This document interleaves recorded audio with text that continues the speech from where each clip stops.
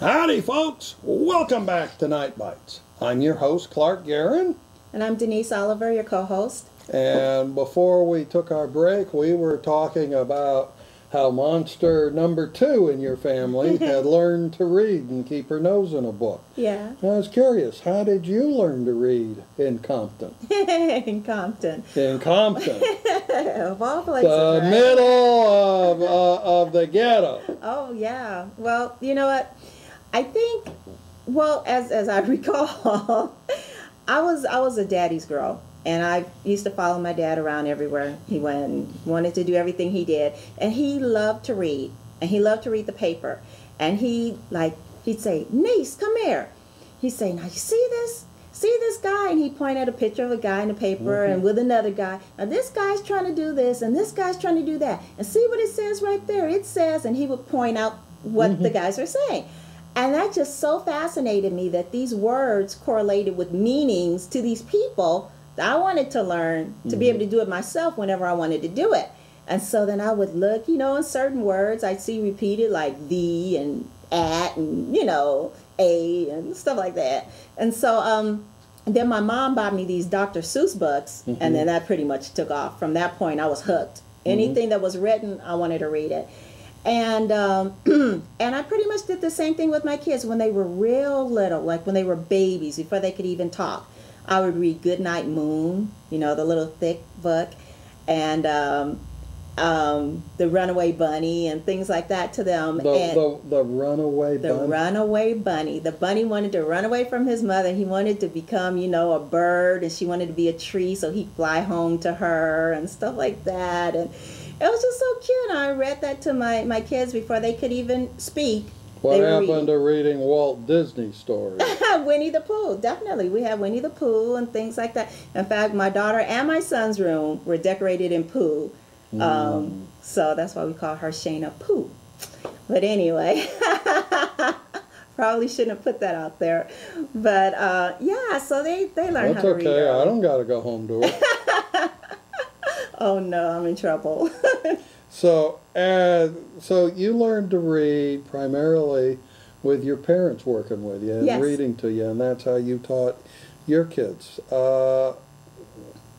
It seems from the studies, though, that the young kids today in the black community, especially in the low socioeconomic communities, and not just people are black, people are white, people are all of them in the ghettos, they aren't learning how to read, which is the basic building block. If you can't read, your job path in life is to supervise a shovel or a mop. I can't argue with that. Yeah. And so, what is it that they're missing in the low socioeconomic communities? Why aren't the parents working with their kids? Well, I mean, I don't know. I'm not an expert in education or sociology or anything, but I have noticed that, like with the kids nowadays that are coming up, they don't even read as much as we used to, as much as I used to, my generation or yours.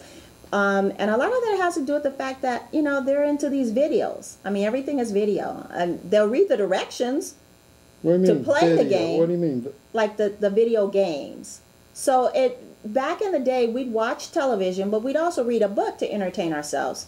Who needs to read a book now? They'll sit down in front of, one of these crazy video games that they play online, and they'll play that for hours, or Guitar Hero for hours. Instead of learning how to play a guitar, they'll play Guitar Hero. Go figure.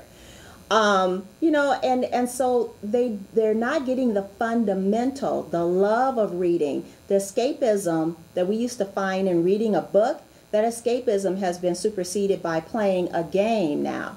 And so they're not getting these fundamentals that they're going to need to carry them on through life, because playing a video game is not the same as like learning how to program a computer. You're just playing a game. You're just basically wasting your time. So, I agree with that, wasting their time. Yeah. But why do parents do you allow your kids to play games all the time? You know what? No, not when they were little. But now that, my daughter's a teenager, once she does her homework, who knows what she's doing on the computer. She does play her video games. But I think that it's like anything How else. do you know she's not going to adult sites on the internet? You never know. You never can tell. Do you have filters in? I don't. I don't. Because again, I taught my kids not to do that, and so far so good. I mean, I'm not too... Don't you worry about her going on one of these dating sites maybe? And No. no? I mean, I don't worry about her in day-to-day activities. Why am I going to worry about her at this point?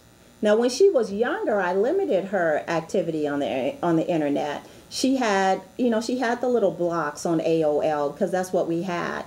But now, I mean, she's almost 18. She can pretty much do whatever she wants. I trust that the upbringing that I've instilled in her is going to carry her forward, and then she's going to do the right thing. And if not, there's only so much you can do, huh? Right, right.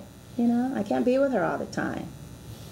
But Well, what do you think about the V-chip? These things that regulate content on the television. yeah. And you know what? I think that's suitable for some kids whose parents aren't in the home as much.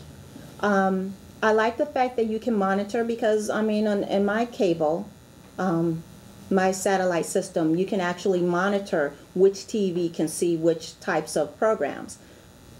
Like I said, my daughter is almost grown. But if she were smaller, then yeah, I probably would want to be able to monitor what she's watching because there's a lot of dangerous stuff out there. There's, yeah. Like, for instance? Like, soft porn at 6 o'clock in the evening, because you're getting an East Coast feed or something on one of these crazy extended adult channels, HBO Max or Night or whatever. Well, what exactly is soft porn? Enough pornography that I don't want my kids seeing, okay? I think it's everything except the thing, And why is it so bad for the kids to see that? Well, because I don't think that children should be subjected to seeing sexually explicit material without an adult there to explain to them that the context of the behavior. Again, the loaded handgun, sending the kid off and telling them, don't shoot anybody with it. Well, when I grew up, we didn't have any soft porn on television. Oh. When I grew up, all we had was Hopalong Cassidy on television. Did they have TVs when you grew up? They did? Okay, but folks, she just got even. We're going to take a break while I regroup from this and explain this to her, and we'll be right back.